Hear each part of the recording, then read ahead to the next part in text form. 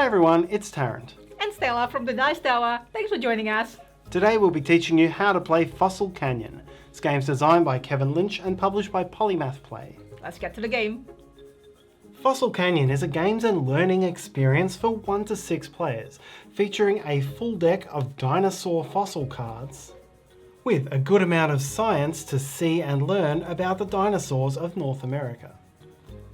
The box comes with 5 playable games: the competitive set collecting game Fossil Canyon, the cooperative challenge Cretaceous Creek, and the mini games Go Dig, Memory Game and 20 Questions. In this video, we'll specifically take you through the basic Fossil Canyon. In the game, players are paleontologists and they will be exploring and digging fossils from the dig site and exchanging them with other scientists to try to complete dinosaur skeletons for their museums in order to attract the most visitors. Whoever has the best museum when the dig site is empty will win the game. To set up, take the deck of 64 fossil cards and remove 4 from the game at random face down. Then shuffle the cards into a big face down pile known as the dig site. Shuffle the deck of event cards and leave them face down near the dig site. Lay out all of the jigsaw shaped scoring pieces, and where you have matching pieces, stack them like so. Each player chooses a player colour represented by these museum pieces, and then all colours which were chosen are clicked together in a row like so. Place museums in turn order with the youngest player playing first. Any that aren't in play are removed. The remaining pieces represent scoring markers for the game. They include some bonuses and stacks for every type of dinosaur whose fossil you can find. You won't need to add up your score in this game. Anytime you score points, you simply take the tile matching the dinosaur or bonus you had and then click it onto your museum row. The lengths of these pieces represent the number of points they're worth. And whoever has the longest row at the end of the game will be the winner. The backs of the wooden scoring pieces also make this delightful jigsaw puzzle which you can construct after the game. Give each player the player aid matching their museum flipped over to the Fossil Canyon side. Return the Storm Phase card and the circular museums to the box. These are used for the Cretaceous Creek game. Now in turn order, players dig their starting hands by drawing the required number of cards randomly from the dig site. The number of cards drawn will depend on your player count as shown here. Players now make 2 checks with the cards that they've drawn, and these are checks you'll be doing regularly through the game, so we'll explain them in detail now. First, you'll check to see whether you have the cards to complete a skeleton. This means having one of each of the constituent fossil cards to make up that dinosaur. You can do this by looking at the image in the top right corner and seeing whether you have each piece which makes up that dinosaur. Alternatively, look at the bone markers here below the card's scoring value.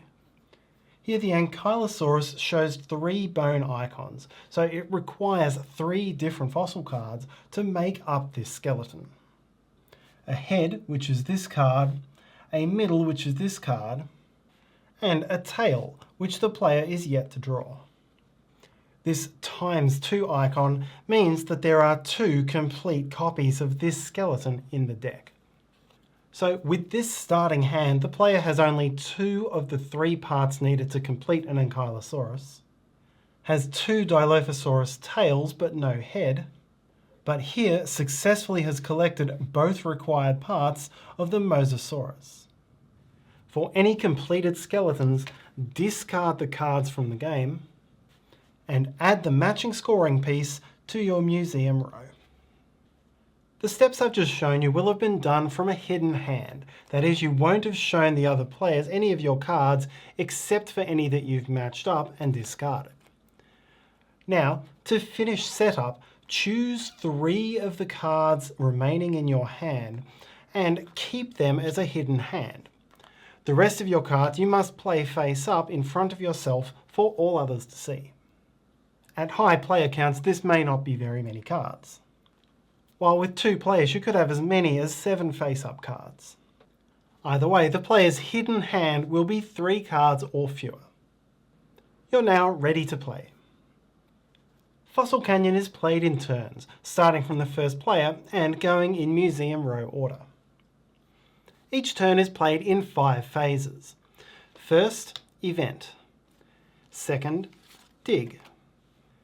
Third is exchange. Fourth is bonus dig. And fifth is to adjust your cards until you have no more than 3 hidden cards in hand. Play then passes to the next player. First is event. Draw the top event card and then resolve its text effect as printed in the white section at the top of the card. Ignore this bottom section, this is used when you play Cretaceous Creek. There are many types of events, some good and some bad. Some weather-related events result in exposing 1 or more fossils at the dig site, which means you flip a random card face up, where it remains until you or a future player chooses to dig that out of the dig site.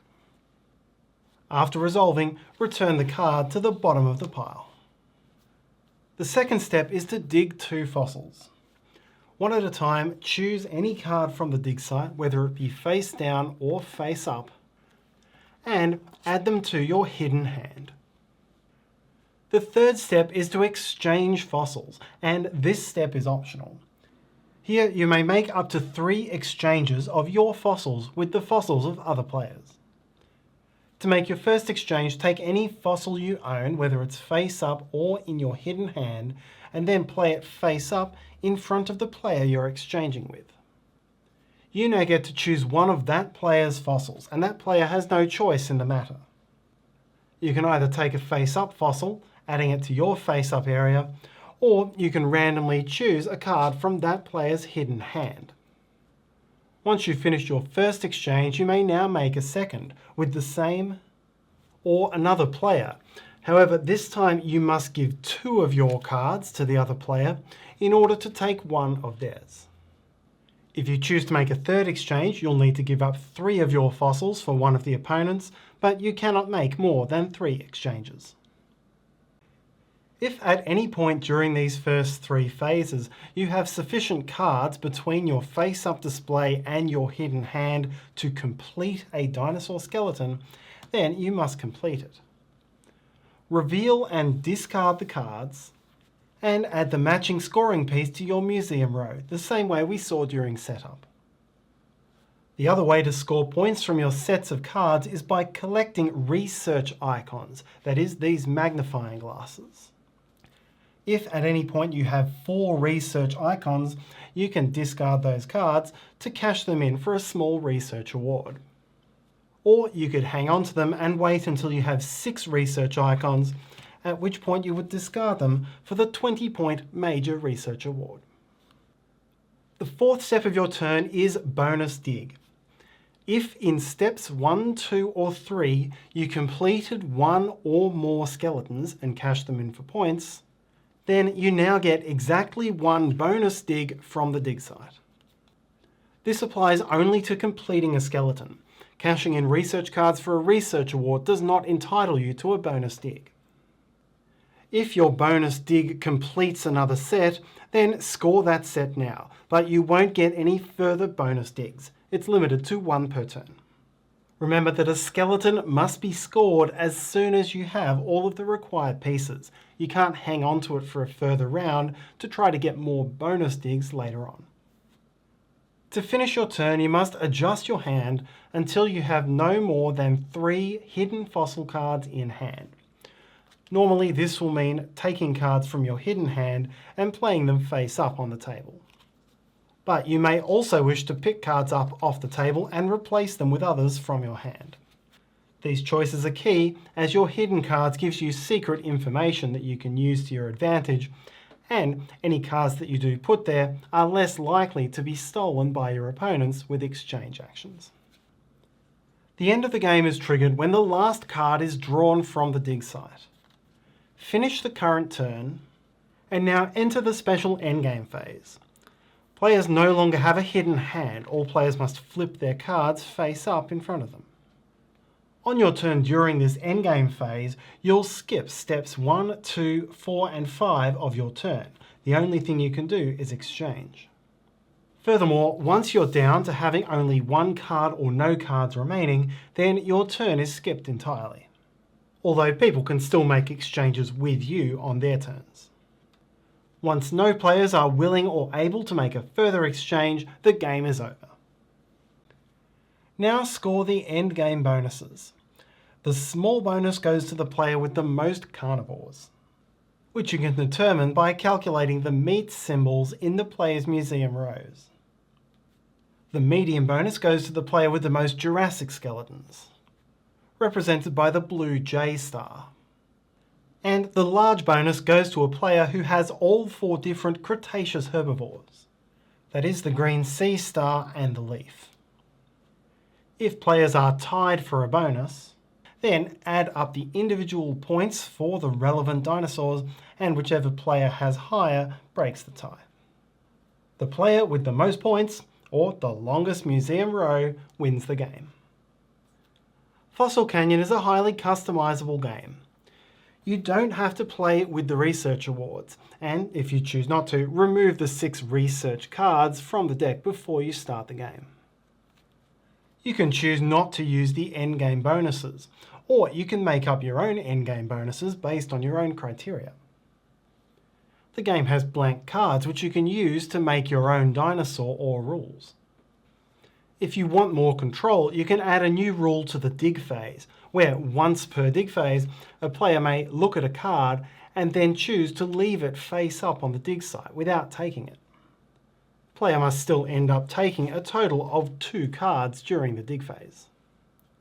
And if you want a less aggressive game, you can make it so that the 3 cards in a player's hidden hand are always off limit from being exchanged by opponents. And that's how to play Fossil Canyon.